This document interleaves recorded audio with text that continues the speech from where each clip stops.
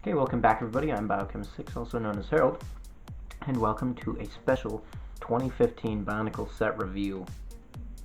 This is for Pohatu, Master of Stone, set 70785. Here we go. Pohatu, or Pohatu Maître de la Pierre, the French version. Just gave the box to sort of uncover him. So this is the set that you get if you buy the $15 set for Pohatu. Now if you're watching this, you've probably seen other set reviews which are probably better quality, better experienced reviewers of sets, but I decided I wanted to do this because these sets are really fun and I enjoy them a lot, and I was really excited when January came around and I could get these sets. Now Pohatu was one of the first ones I got. I really enjoy Pohatu as a set. He comes with a special skull scorpion in Metro Blue. It's not just a spider, it has an extra piece, which is actually quite unique and very cool. Put that to the side. And also a gold Kanohi mask, which is pretty awesome. Same clip-on system. Now, Pohatu, let's see, is a smaller set. Out of all the Toho, he is the smallest. He contains the fewest pieces, but I still think that I really like the way he looks and posability. He's a very simple piece, a simple build, more reminiscent of some of the older like Hero Factory sets in that he just has a basic build, he has fewer add-ons, much simpler, cheaper build, but I still really like that simple build. Now if you look, some of the things I really love about his character is he does have these cool new looking boomerangs, or stormerangs as I believe they call them on the website. Now these stormerangs, he has two of them, and they have a main stud, axle, whatever you want to call them, piece that allows you to bend them so that they become straighter or more bent according to your preference. One of the first things I noticed is that he is very asymmetric. So his one left arm is a different color. It's that burnt orange. Has a special new bionicle piece on the shoulder. There's a shoulder pad and these white spikes that stand out. Now, as obviously for somebody who would have OCD, that would probably give you a headache. But to me, it's not that bad. Actually, almost gives a Prince of Persia vibe. That sort of asymmetric build with one arm silver and one arm the burnt orange. I like it. I don't think it looks bad. He pulls it off quite well. The knee pads also are interesting because they're not, unlike Liwa, who has the knee pads on his the armor on his lower leg. The armor is actually on his upper leg, which gives him an interesting look in the leg. It's built differently. I don't know how to explain it. And at first when I got him, I had issues with these. I didn't like the way that they looked, being able to pose him. But actually, after a while and spending enough time posing, I really came to enjoy the set. I really like his chest piece too, because of all the other chest pieces, well, except for Anua's. Anua's is supersized. His is actually the color of his, like it's a burnt orange color instead of the other ones.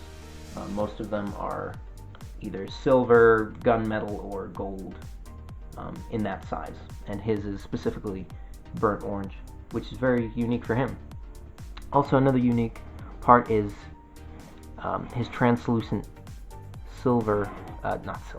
translucent neon yellow chartreuse colored piece, which he has on his one arm here and on the back of his legs. Now, a lot of people don't like that. I've heard a lot of hate going around in general for the pieces. I personally like them. I think that actually it complements that sort of sulphurous look, complements his figure quite well, and it's a blend of that color all throughout, so it doesn't bug me. Some people don't like that. I do like his joints.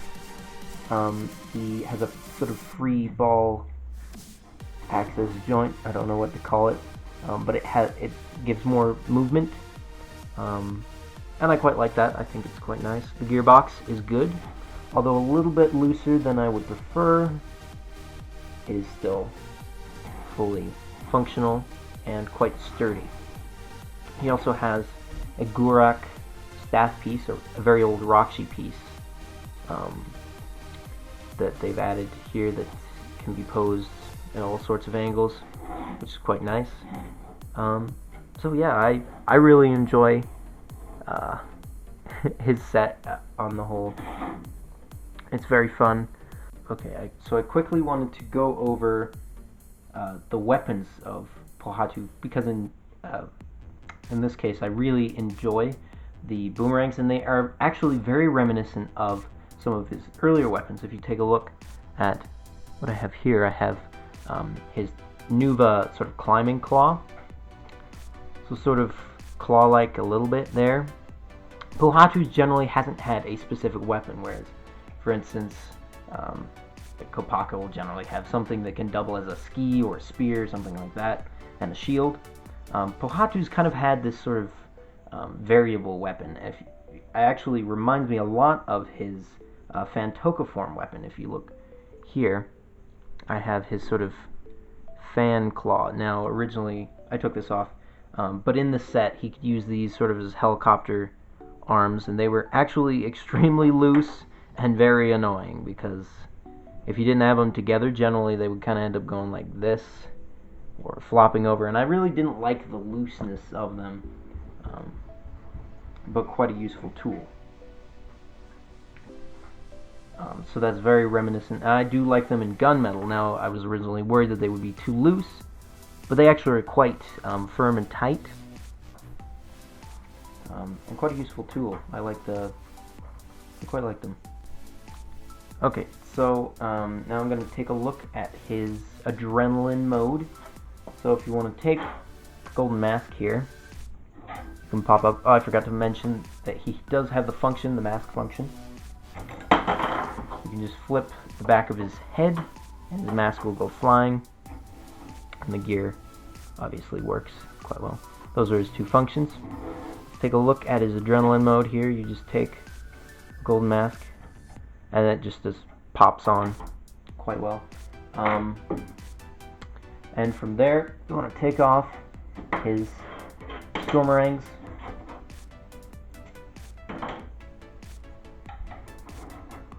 Take off his back armor staff. Put that on there. And then have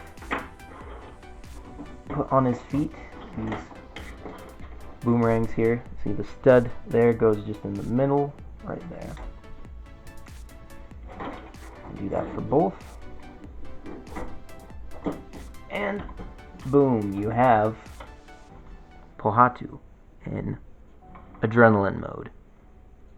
Now, he is a little bit unstable on these Stormerangs. I seem to have posed him quite well, but quite often it can be a little bit unstable. Now, I don't quite know. It's kind of tricky because the way that they've set it up, this is supposed to be his adrenaline mode. I'm pretty sure it is. But if you look at some of the animations, sometimes they switch it around so that he starts off with these on his feet like this. If you look at the animation, he starts off looking like that with sort of these on his feet, and then he takes them off and goes into adrenaline mode. Now, I don't know which one is the canon version of which they would prefer, but for now, I think that this has been the more accurate of the two, that he has these jetterings on his feet in his adrenaline mode. And he can fight his little skull scorpion here, who is quite an intimidating figure. If you want to pop off his mask, the skull spider can attach to his face, probably. I can get this on right. There we go. Can attach to his face. Doesn't quite mesh quite perfectly with his color scheme, but is pretty cool looking nonetheless. Pop that off. So that is Pohatu in a nutshell. Quite a fun character, very good. He's one of the $15 sets, so he is cheaper. And some would say for less value because he does have the fewest amount of pieces. But I would say that actually for posability, fun, and enjoyment, if you want to complete the set, I would definitely get Pohatu. He's very, very open for posability and for movement and for just about everything. He's a very fun Toa to put with the others.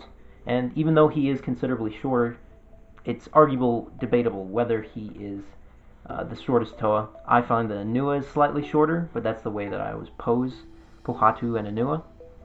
So technically, whichever you want to say. So he is considerably shorter than a lot of the other Toa, but he still meshes in pretty well. So on that note, I will leave you with this review. Leave what you think of it in the comments if you enjoy the set yourself or something I missed. So until then, see you later, lads.